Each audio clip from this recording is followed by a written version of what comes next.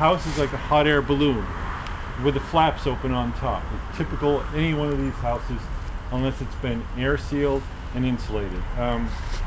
Air sealing is where at the attic flat, any holes that go from the basement or between any of the floors that go up through the building get capped off. That's closing the vents on the hot air balloon, because your good humid air from good humidity in the wintertime will escape up into the cold attic, and if the attic isn't vented, it'll stay wet. Every time it's below freezing up there, it'll keep the roof decking wet and eventually cause sagging in your roof, like on my house when I bought my house, because it was a mess. So adding roof vents is for that cold space to make sure it vents the moisture out so that it doesn't so it just helps your roof last a lot longer. It's fiberglass. See, it's about an inch of fiberglass with foil, and this is upside down. The vapor barrier should be facing the warm surface, which would be the ceiling. And so what we're going to do is have somebody tube fill this underneath.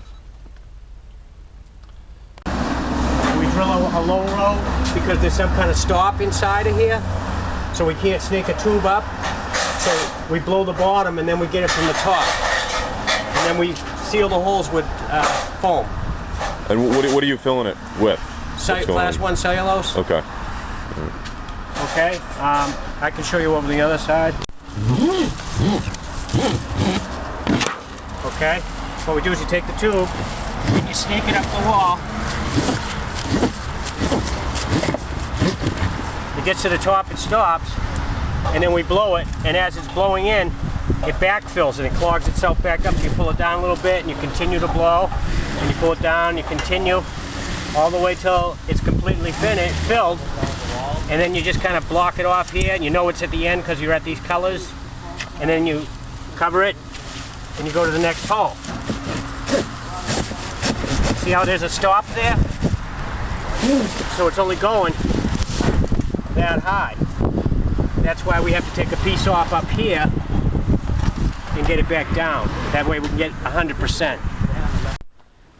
So this is a micro generator. It makes about 300 kilowatt hours per month of electricity during the heating season. It's connected through a heat waste line to a furnace.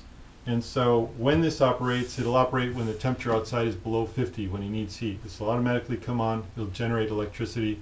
It'll also generate a little bit of waste heat, which gets transferred through these coolant lines over to the furnace. Then the furnace fan turns on low and it brings heat up to the house. It'll be about 12,000 BTUs an hour, which is the inverse of a 12,000 BTU air conditioner. So it can warm the place up during most of November, a little bit of December, and probably most of April and May. So this reduces his heating season, and this will be on probably all winter long, and then the heating system will only come on when the house needs more than 12,000 BTUs.